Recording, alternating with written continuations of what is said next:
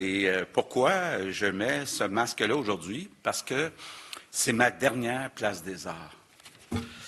Et on va donc changer d'endroit pour les prochaines conférences de presse. Puis je veux prendre quelques secondes pour dire un énorme merci à tout le personnel de la Place des Arts qui nous a accueillis depuis le printemps pour plusieurs conférences de presse.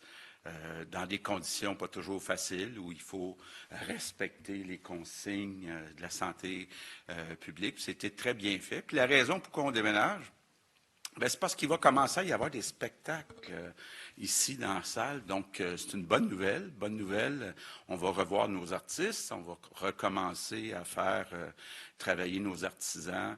Et, vous le savez, la culture, c'est un des grands bonheurs de la vie. Donc, très content en même temps de passer le message qu'on va recommencer à avoir des spectacles ici à la Place des Arts. Donc, je suis en compagnie du ministre de la Santé, Christian Dubé, et je ne répéterai pas son titre, mais bon, responsable de la santé publique, M. Massé. Je pense que M.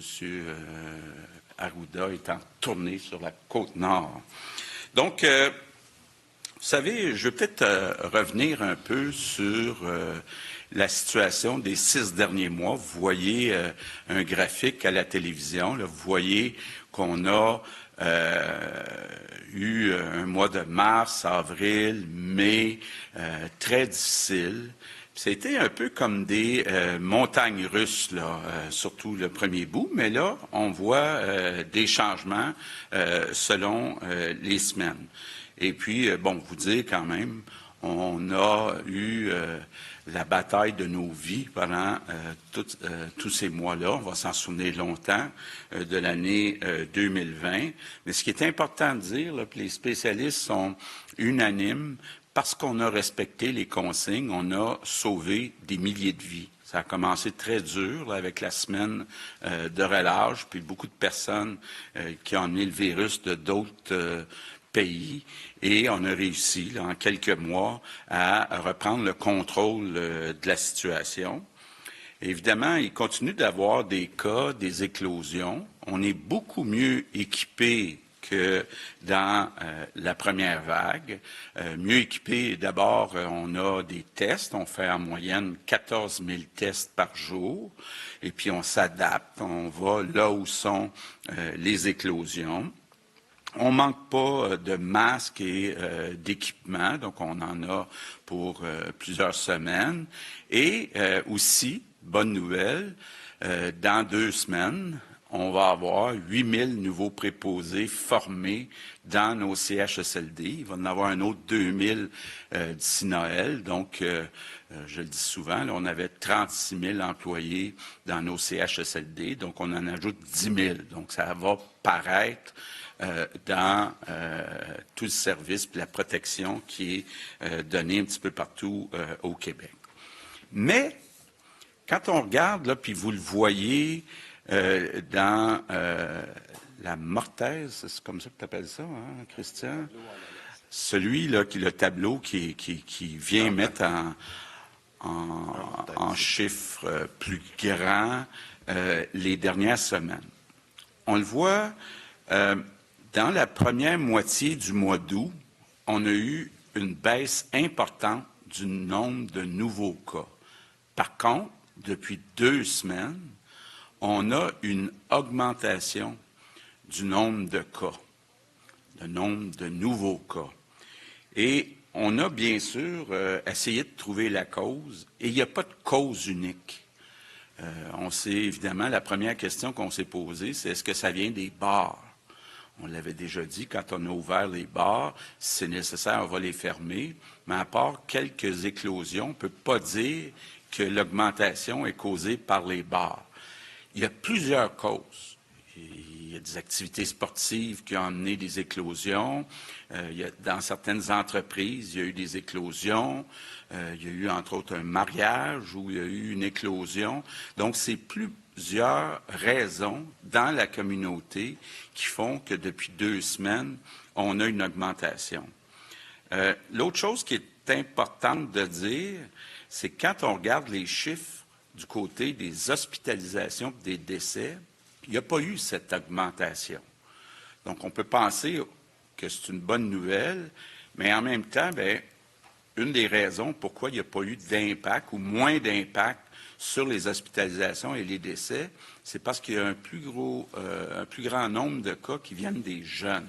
Donc, on l'a déjà dit, les jeunes sont moins à risque de conséquences graves, mais il ne faut pas éliminer la possibilité que dans un deuxième temps, là, on vit quelque chose d'encore pire que ça là, en France actuellement, que les jeunes infectent dans un deuxième temps des personnes qui sont plus vulnérables.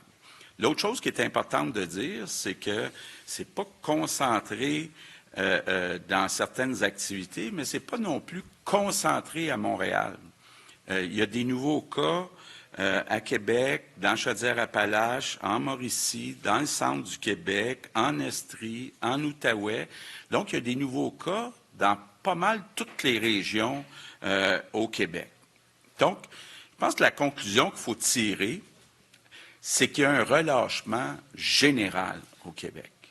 C'est un peu normal, là, ça fait 6 mois que les gens font des efforts, ils souhaiteraient revenir à la normale.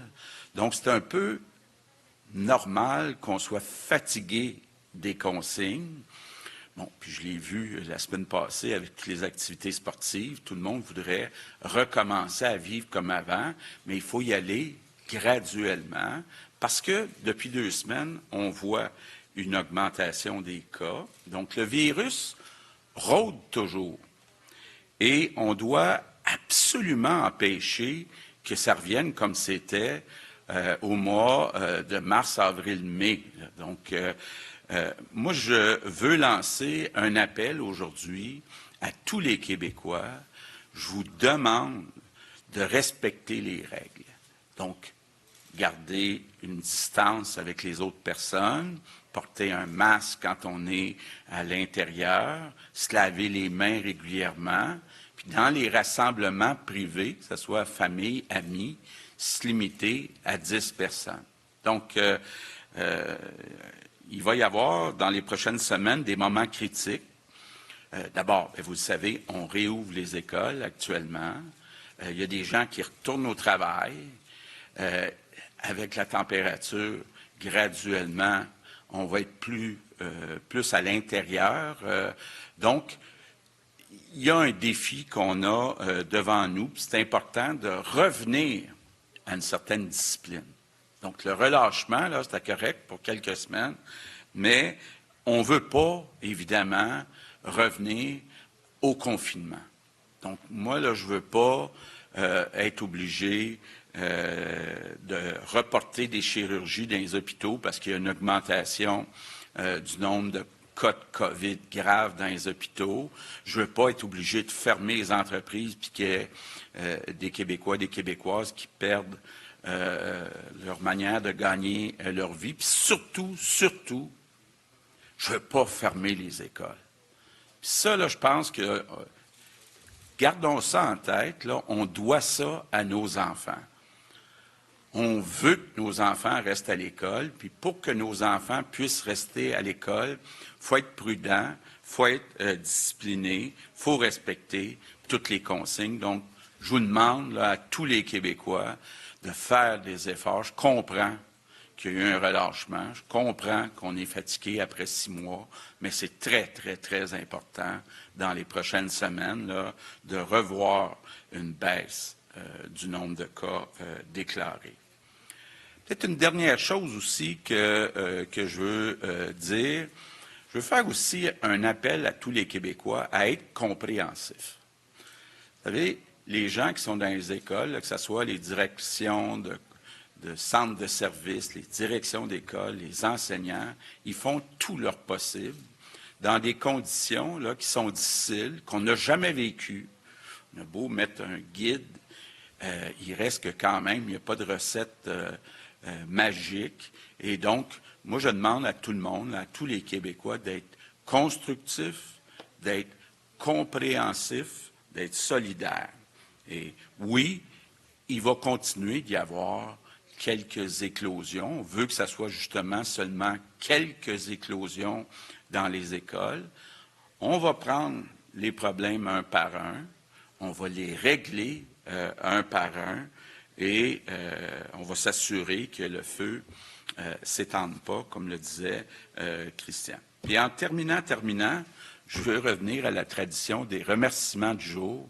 Mes remerciements du jour sont pour nos enfants, nos écoliers. Moi, vous ne pouvez pas savoir comme ça m'a fait du bien de revoir les sourires des enfants qui retrouvaient leurs amis. Donc, merci à nos enfants d'illuminer nos vies. Merci.